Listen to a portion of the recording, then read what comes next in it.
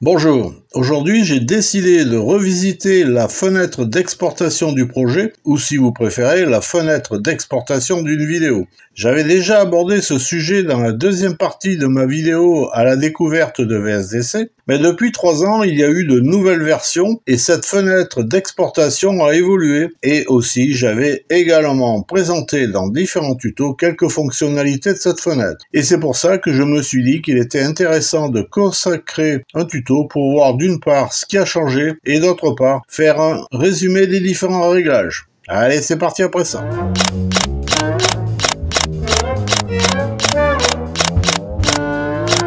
Donc j'ai créé un projet que j'ai appelé exportation, j'ai inséré cette vidéo d'une webcam du Porte Saint-Raphaël, j'ai ajouté un texte et donc je considère que mon montage est terminé. Et donc maintenant je vais exporter mon montage.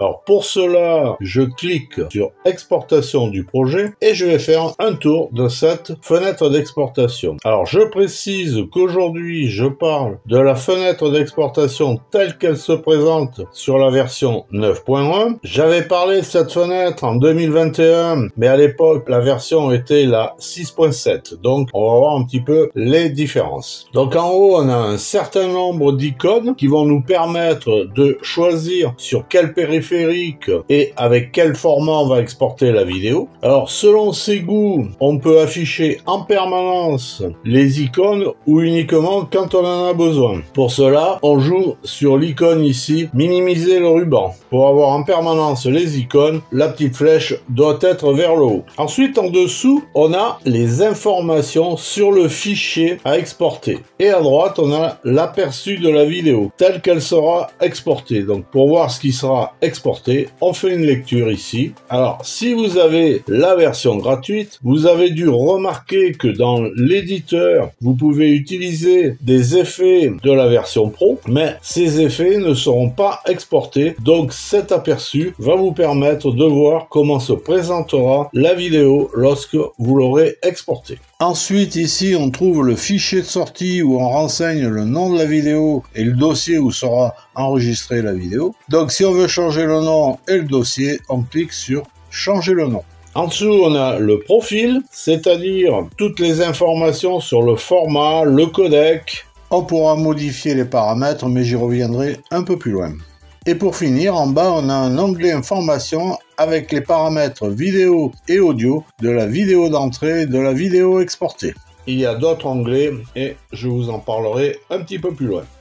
Alors maintenant, je vais rentrer dans le détail de chaque partie de cette fenêtre. Et je commence donc par les icônes ici, en haut. Alors si vous utilisez VSDC depuis pas mal de temps, la première différence qui saute à l'œil, c'est le design des icônes.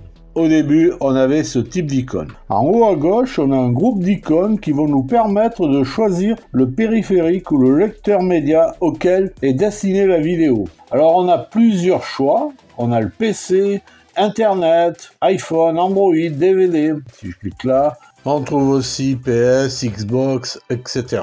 Alors, pour chaque groupe, on a ici la possibilité de choisir le format vidéo. Et là, dans le cas du groupe PC, la nouveauté, c'est que maintenant, on a vers MP4. Avant, cela n'existait que dans le groupe Internet. Donc, on choisit le groupe et on choisit le format. Ensuite, on a le groupe Internet avec des formats plus adaptés, en particulier aux réseaux sociaux. On a YouTube, Instagram, Facebook, Twitter. Donc en fait, tous ces réseaux sociaux ont un format particulier. Si je prends YouTube, on voit ici que maintenant, il va exporter en 1080p. Avant, c'était du 720p. Si je prends Instagram, on a du 600 par 600 parce que, en principe, sur Instagram, il est préférable de mettre des vidéos au format carré. En plus, pour YouTube, à la fin de l'exportation, vous aurez la possibilité de charger directement votre vidéo sur YouTube.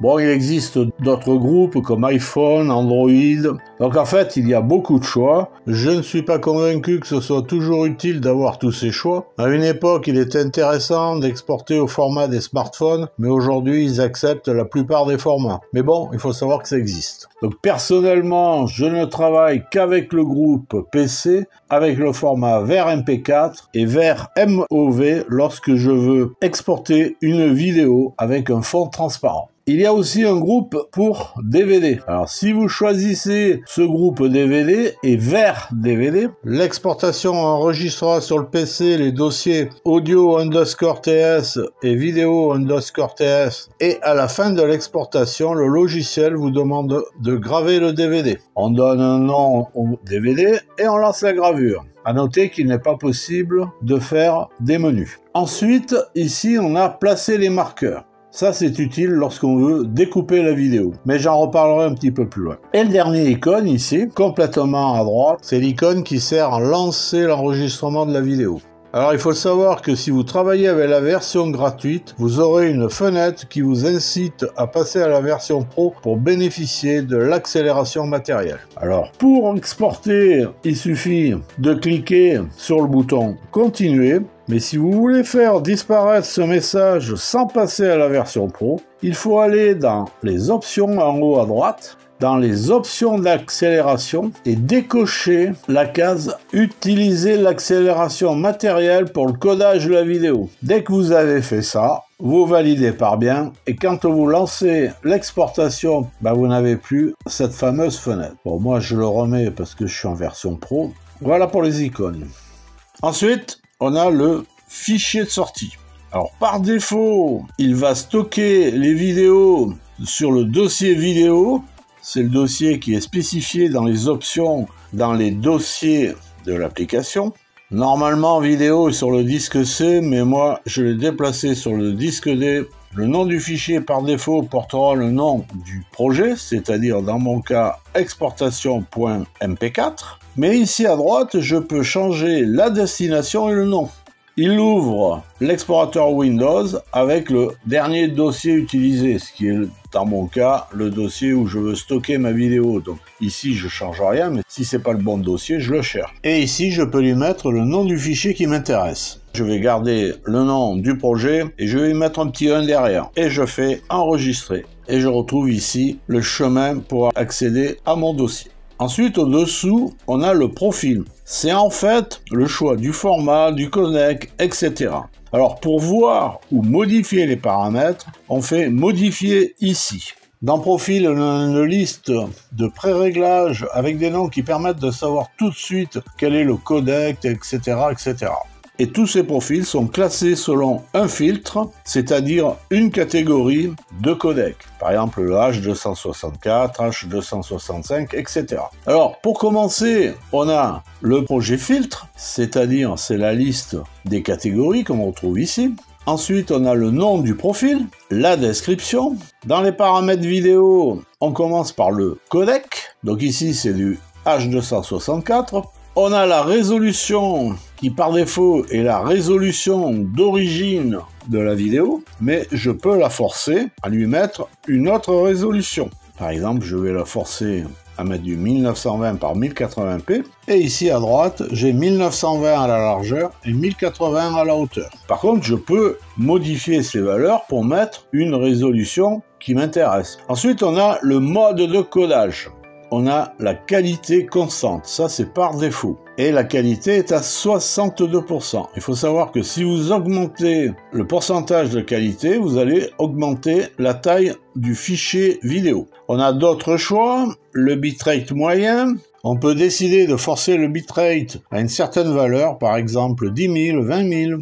De la même façon, si vous augmentez le débit, la taille du fichier vidéo va augmenter. Bon, ensuite, on a le quantificateur constant. C'est un équivalent à la qualité constante CRF qui, elle, dixit la littérature, prend en compte le mouvement. On a aussi la taille du fichier. Le but est de limiter cette taille, mais si on réduit la taille, on risque de réduire la qualité. Donc moi, je vais rester en qualité constante. Ici, on a la fréquence. Par défaut, on a original, c'est-à-dire la fréquence d'image de la vidéo, mais je peux forcer à une autre valeur. Ensuite ici on a les paramètres audio, le codec, le débit binaire, la fréquence, si vous voulez du mono ou du stéréo.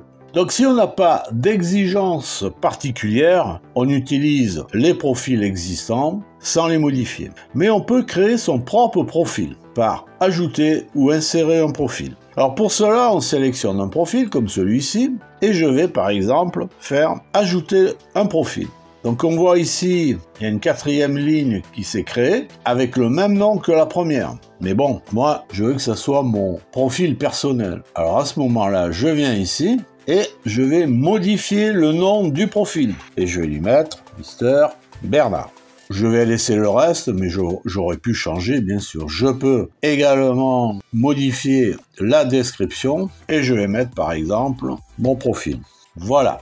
La seule différence que je vais utiliser avec ce profil par rapport à l'ultra qualité, c'est qu'ici, je vais lui mettre une qualité à 100%. Et là, j'ai créé mon profil. Alors, il est là, mais si je quitte VSDC, il n'y sera plus. Alors, ne pas oublier de faire sauver. Et là, la prochaine ouverture de VSDC, le profil Mr Bernard sera toujours là.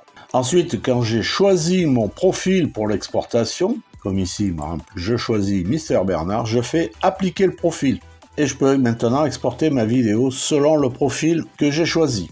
Donc là, on vient de voir comment modifier un profil. Donc si on n'a pas de modification à faire, pour choisir le profil qu'on va utiliser pour l'exportation, dans la ligne profil, je peux choisir la catégorie. Par exemple, H265, tac tac. Je reviens à H264. J'ai ultra qualité. Eh bien, ce que je fais, je peux venir cliquer ici et choisir un des profils. Et par exemple, choisir mon profil que j'ai créé, Mr Bernard. Ensuite, pour exporter, il suffit de cliquer sur « Exporter le projet ». Le titre devient vert.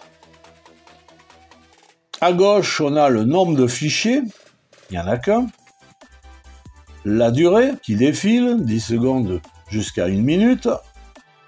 Et ici, on a la barre de progression. Ici à droite, on a le fichier actif, qui est le fichier exporté. De la même façon, on voit le temps qui défile par rapport à la minute et la barre de progression.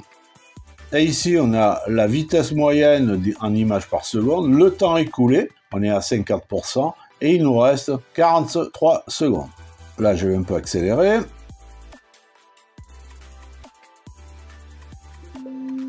Voilà, quand c'est terminé, on a l'information suivante, la conversion est terminée, je fais bien. Si je vais dans mon dossier où j'ai stocké ma vidéo, j'ai bien mon fichier vidéo. Ensuite, en bas, on a une fenêtre avec 3 onglets. On a l'onglet information qui nous donne les paramètres vidéo et audio du fichier d'entrée, c'est-à-dire les paramètres du projet, et les paramètres vidéo et audio de la vidéo exportée selon le profil que l'on a choisi. Le deuxième onglet concerne les paramètres supplémentaires.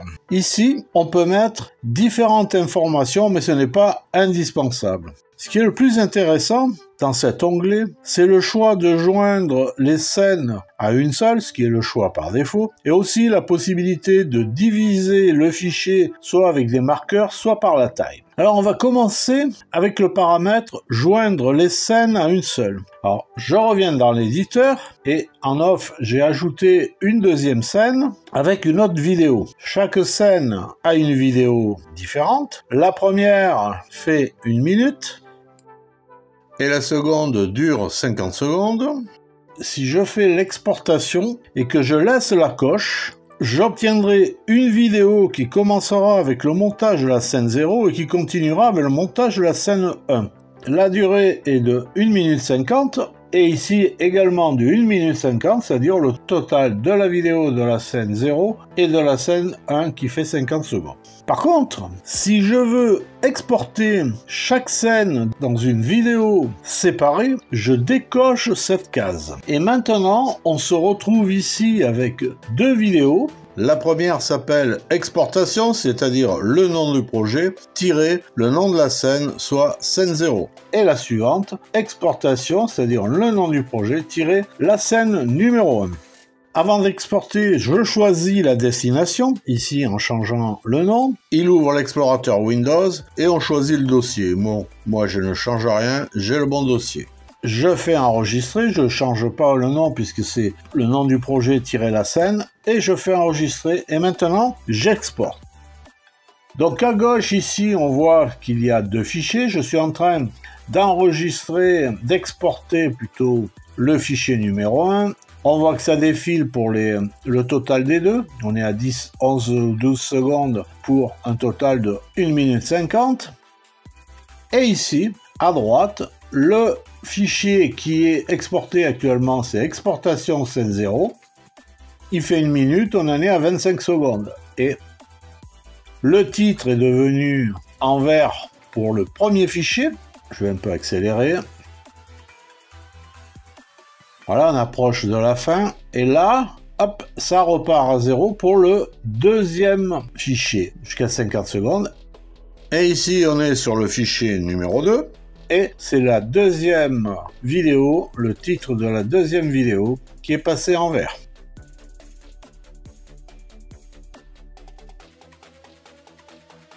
Voilà. C'est terminé, la conversion est terminée, je valide par bien. Je vais maintenant dans le dossier où j'ai stocké mes vidéos et on voit que l'on a 2 fichiers, exportation scène 0, c'est la première vidéo, et exportation scène 1, c'est la deuxième vidéo. Pour en savoir plus, je vous invite à voir ou à revoir mon tuto sur la gestion des scènes. Je remets la coche ici. On a aussi divisé par marqueur. Alors, par exemple, si on a mis plusieurs vidéos sur la timeline, ou comme là, j'ai donc une seule vidéo avec les 2 vidéos des 2 scènes.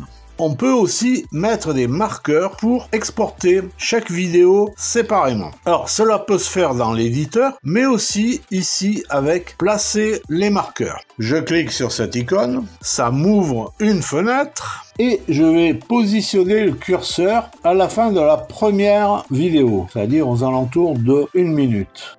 Je suis déjà sur la deuxième vidéo, donc avec les flèches, je vais revenir en arrière pour trouver la jonction avec la première vidéo. Voilà. Donc ici, je fais ajouter marqueur. On voit ici dans l'onglet marqueur le marqueur que j'ai créé. On peut aussi supprimer une zone. Alors pour plus de détails, je vous invite à voir ou à revoir mon tuto comment exporter les extraits d'une vidéo. Donc je vais appliquer les modifications. J'ai cette fenêtre qui me dit toutes les modifications seront appliquées à la fin. Et ici, je vais diviser le fichier par marqueur. Je vais changer le nom. Je crée un nouveau dossier pour que ce soit plus clair et je ne change pas le nom. Et je lance l'exportation. Alors, le principe de l'exportation ressemble à l'exportation générale, sauf que là, quand on va arriver vers 59, enfin pratiquement 1 minute, on verra que ça va repartir à 0.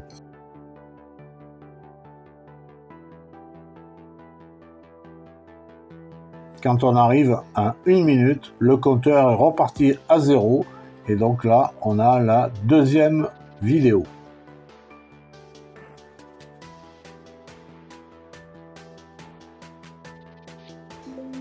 Et voilà, la conversion est terminée. Dans le dossier de destination, j'ai ma première vidéo qui s'appelle exportation et la deuxième exportation _1. Et ensuite, on peut diviser la vidéo en plusieurs fichiers en fonction de la taille que l'on définit ici. Par défaut, on a 690 mégaoctets. Si je mets 192 mégaoctets, l'exportation se déroulera de la même façon que les 2 cas précédents et tous les 192 mégaoctets, une nouvelle vidéo sera créée. Voilà pour ce qui est divisé par le fichier. Ensuite ici on a un troisième onglet qui est le paramètre des vidéos 360 et 3D. Je ne vais pas m'attarder sur cet onglet car je n'ai pas encore eu l'occasion de l'utiliser. Et pour finir, il peut être intéressant d'exporter uniquement l'audio d'une vidéo. Pour cela, on fait un clic droit n'importe où dans la zone ici des fichiers sources. Ça, c'est si on n'a qu'une seule vidéo. Si on a plusieurs fichiers vidéo, par exemple si j'ai décoché ici, donc j'ai 2 vidéos, donc à ce moment-là, on fait un clic droit sur le titre et on fait extraire l'audio. Une fenêtre s'ouvre. Ici, on choisit le format de sortie. Par défaut, on a un MP3. Ici, on a le débit, la fréquence, stéréo ou mono.